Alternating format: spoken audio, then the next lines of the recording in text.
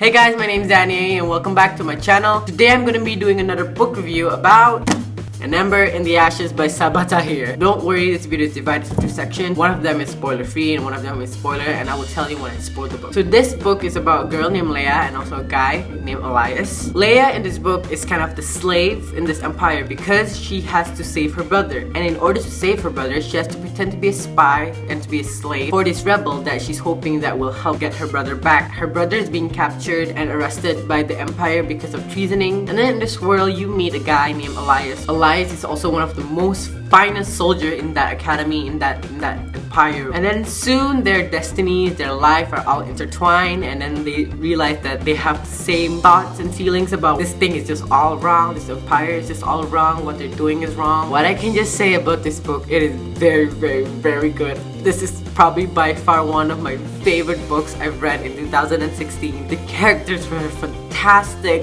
the plot line was amazing, the world that Sabaa Tahir made was amazing, and the mythical creatures that she also created in this book was absolutely amazing. I love this. I'm starting to open options to reading historical fiction. I know this is not historical fiction, but I might want to read historical fiction because I kind of fall in love with the empire thingy, with the slave and the warriors and stuff like that. I really like that kind of world setting and stuff like that. This world is kind of like a fantasy, I guess, since it has the element of the supernatural mythical creatures, which I absolutely love about. Yes, this book is kick-ass and powerful, but it also has the element of a love of family, friendship. The rape culture is mentioned in this book, which part of me like, and that topic excites me to read this book because it's such an interesting topic, especially since it's currently happening around in the world. One of the things I do not like about this book was the kind of insta-love Elias and Leia when they first met. I mean, yeah, they didn't instantly fall in love, but the way the Sabaa Tahir wrote it, it makes me think of insta-love, and it's like so fast that he suddenly sees Leia like lost. I don't really like insta-love, but for this one, I completely ignored that factor. I enjoyed this book so much, and I think you should get this book. You should definitely read this one. It's absolutely amazing, and oh, characters are also hot. They're so beautiful, I just can't help it. And yeah, that is all for the no spoiler review. So if you have not read the book, I suggest you to leave, or if you want to stay, it's your choice.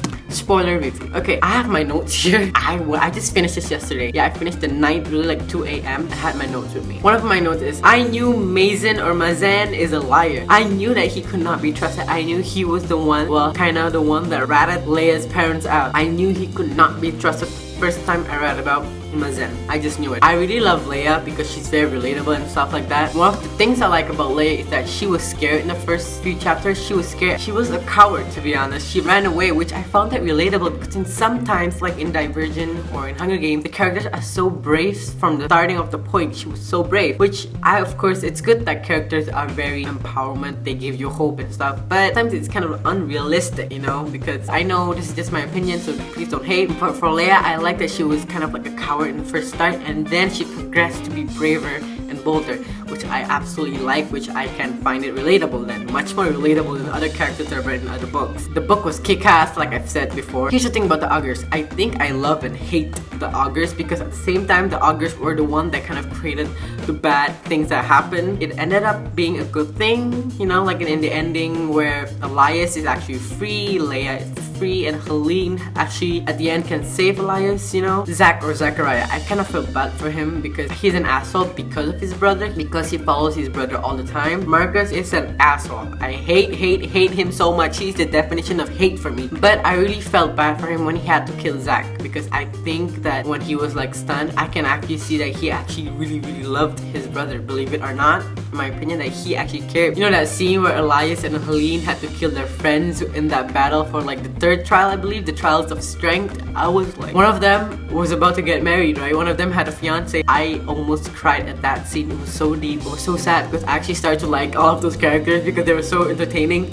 to read. But some of the friends like Dex and Faris is still alive, so I hope we see them in the second book, which is The Torture Against the Night. I hope we see them. I hope they join the crew and like saving and stuff like that. At the end, we see Cook helping Leia on escaping and helping to save Elias.